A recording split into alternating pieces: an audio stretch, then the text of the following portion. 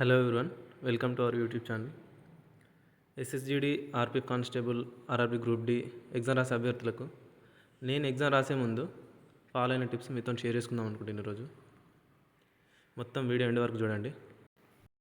First of all, hall ticket download చేసుకున్న తర్వాత దాంట్లో ఉన్న ఇన్స్ట్రక్షన్స్ అన్నీ మంచిగా చదవండి. ఇన్స్ట్రక్షన్స్ చదవక చాలామంది చేసే మిస్టేక్స్ ఏంటంటే ఐడి ప్రూఫ్ దగ్గర. ఐడి ప్రూఫ్ ఎట్లా అంటే వాళ్ళు ఫస్ట్ చూసుకోరు. మిస్టేక్స్ ఏంటంటే మనం ఎగ్జామ్ రాసే హాల్ టికెట్లో ఒక డేట్ ఆఫ్ బర్త్ ఉంటుంది, మన ఐడి ప్రూఫ్లో ఒక డేట్ ఆఫ్ బర్త్ ఉంటుంది, అదొకటి. మళ్ళీ సర్నేమ్ కొన్ని స్పెల్లింగ్స్ మిస్టేక్స్ ఉంటాయి, నేమ్స్లో మిస్టేక్స్ ఉంటాయి.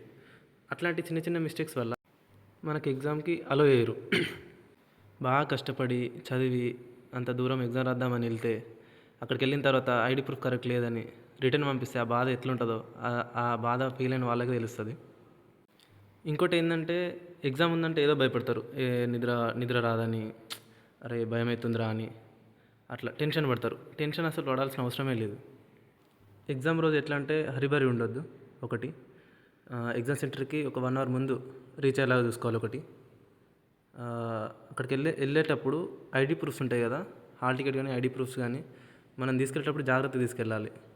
మళ్ళీ మధ్యలో పోగొట్టుకోవడం అట్లాంటివి చేసుకోకండి. ఎగ్జామ్ సెంటర్ లోపలికి వెళ్ళిన తర్వాత, మెయిన్ ఎగ్జామ్ హాల్లోకి వెళ్ళిన తర్వాత మనకు ఎగ్జామ్కి ముందు ఒక 10 మినిట్స్, అంటే 5 to 10 మినిట్స్ ముందు మనకు ఒక పేపర్ ఇస్తారు, నార్మల్ రఫ్ పేపర్ ఇస్తారు. రఫ్ పేపర్ ఇచ్చిన తర్వాత మనకు పేపర్ ఇచ్చినాక ఎగ్జామ్కి ఒక 4 to 5 మినిట్స్ అయితే మనకు టైం ఉంటుంది.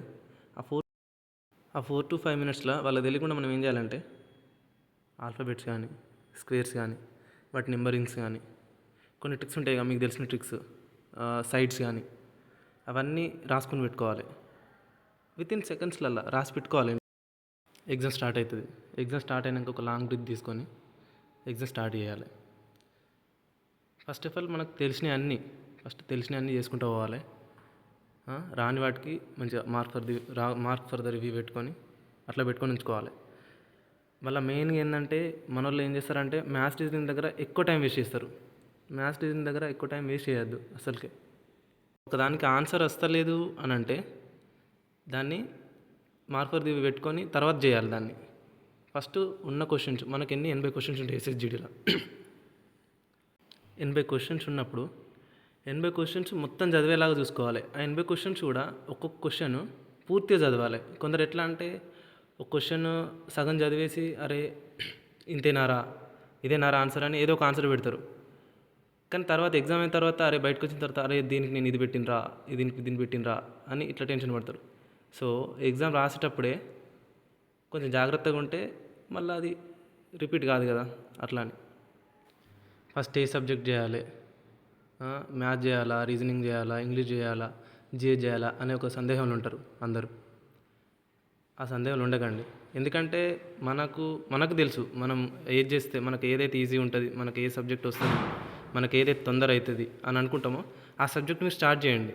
దాని నుంచే మీరు స్టార్ట్ చేయండి. ఒకళ్ళకి రీజనింగ్ ఉంటుంది, ఒకళ్ళకి మ్యాథ్స్ ఉంటుంది, ఒకళ్ళకి ఏంటంటే జిఎస్ ఉంటుంది, ఒకళ్ళు ఇంగ్లీష్ ఉంటారు.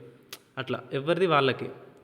సో ఎవరి దగ్గర సలహా తీసుకోవాల్సిన అవసరం లేదు దీనికి. మనకు నచ్చిన సబ్జెక్ట్ ఫస్ట్ చేయండి. కాకపోతే మీకు వచ్చిన ఆన్సరే చేయండి ఫస్ట్ ఆఫ్ ఆల్. మళ్ళీ ఏంటంటే రీజనింగ్ స్టార్ట్ చేసినప్పుడు రీజనింగ్లో ఒక ఆన్సర్ రాలేదంటే దాన్నే పట్టుకొని ఒక క్వశ్చన్కి ఒక 5 నిమిషాలు 6 నిమిషాలు అట్లా టైం వేస్ట్ చేసుకుంటారు. ఒక క్వశ్చన్ కోసం మనం 5 నిమిషాలు 6 నిమిషాలు టైం వేస్ట్ చేసుకోవడం అనేది కరెక్ట్ కాదు నా ఒపీనియన్ ప్రకారం. ఎగ్జామ్ హాల్లో 1 నిమిషం కాదు, 1 సెకండ్ కూడా మస్తు వాల్యుబుల్. ఇంకా నెక్స్ట్ ఏంటంటే నెగిటివ్ మార్కింగ్ ఉంది. నెగిటివ్ మార్కింగ్ ఉన్నప్పుడు ఏం చేయాలంటే మనం 60% క్వశ్చన్స్ వచ్చినాయంటే మనకు ఆన్సర్స్, ఇంకా మిగిలిన జోలికి పోవద్దు. ఎందుకంటే 60% వచ్చినట్టే నువ్వు ఆల్మోస్ట్ క్వాలిఫై అయినట్టే ఎగ్జామ్లో. ఒకవేళ 60% వస్తలేవు అనుకున్నప్పుడు 50-50 ఉంటాయి క్వశ్చన్స్ కొన్ని, వాటి జోలికోండి. అన్ని క్వశ్చన్స్ అయిన తర్వాత పైన మార్క్ ఫర్ ద రివ్యూ అని పెట్టుకుంటాం కదా, లాస్ట్లో అవి చూడాలి. ఎందుకంటే దాంట్లో తర్వాత ఎగ్జామ్ అయిన తర్వాత దాంట్లో కూడా వచ్చినాయి కొన్ని ఉంటాయి. కొంచెం చేస్తే అంటే రీజనింగ్ ఉంటాయి కొన్ని, ఒక 2 నిమిషాలు, ఇప్పుడు టైం ఉన్నది 2 నిమిషాలు టైం వేస్ట్ అయినా పర్లేదు ఆన్సర్ ఖచ్చితంగా వస్తుంది అని అనుకుంటే అట్లాంటి జోలిట్టుకోండి. ఎందుకంటే అది ఖచ్చితంగా ఆన్సర్ వస్తుంది, కరెక్ట్ మార్క్ వస్తుంది కాబట్టి దాని జోలికైనా ఏం ప్రాబ్లం ఉండదు అన్నట్టు. ఫైనల్గా నేను మీతో ఒకటి షేర్ చేసుకుందాం అనుకుంటున్నా. కొంతమంది ఎట్లా అంటే, అరే 40,000 జాబ్స్ ఉన్నాయిరా, దీనికి 50 లక్షల మంది అప్లై చేసిండ్రా, ఇట్లా నెగిటివ్గా మనకేమొస్తుందిరా, ఎందుకురా అప్లై చేయడం, ఎందుకు రాయడం రా ఎగ్జామ్, ఎందుకు రాయడం, ఈవెంట్ ఎందుకు, రన్నింగ్ ప్రాక్టీస్ చేయడం, ఇంత హెవీగా ఎందుకు అని బాగా మంది నెగిటివ్గా ఫీల్ అవుతారు. నెగిటివ్గా అంటే నెగిటివ్గా ఆలోచించి భయపడతారు అన్నట్టు. ఆ భయం అనేది అవసరం లేదు. ఎందుకంటే మనం ఎగ్జామ్ రాస్తున్నాం, ఎగ్జామ్ రాసేటప్పుడు ఎగ్జామ్ గురించే ఆలోచించాలి, తర్వాత దాని గురించి ఆలోచించొద్దు. ఈవెంట్ గురించే ఆలోచించాలి. అరే మెడికల్ ఏమవుతుందో, డాక్యుమెంట్ వెరిఫికేషన్ అవుతుందో, అట్లా కాదు. ఫస్ట్ ఆఫ్ ఆల్ మనం ఇప్పుడు ప్రజెంట్ ఎక్కడ ఉన్నామో దాని గురించి మాత్రమే ఆలోచించాలి. ఫెయిల్యూర్స్ అనేది ఖచ్చితంగా ఉంటాయి ప్రతి ఒక్కరి లైఫ్లో. నాకు తెలిసి ఒక్కసారి ఫెయిల్ అయినామంటే దాని నుంచి మనం నేర్చుకోవాలి. అంటే నెక్స్ట్ టైం ఎట్లా అంటే, ఈసారి నువ్వు ఎగ్జామ్లో ఫెయిల్ అయినావు, నెక్స్ట్ అటెంప్ట్లో ఎగ్జామ్ ఫెయిల్ కావద్దు. ఈసారి నువ్వు ఈవెంట్లో ఫెయిల్ అయినావు, నెక్స్ట్ టైం ఎట్లా అంటే ఈవెంట్లో ఫెయిల్ కావద్దు ఇంకా. అట్లా ఉండాలి. కసి కొద్దీ చదవండి, కసి కొద్దీ రన్నింగ్ చేయండి.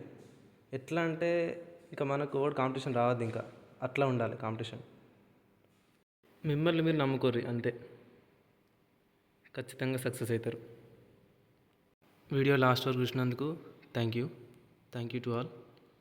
జై హింద్.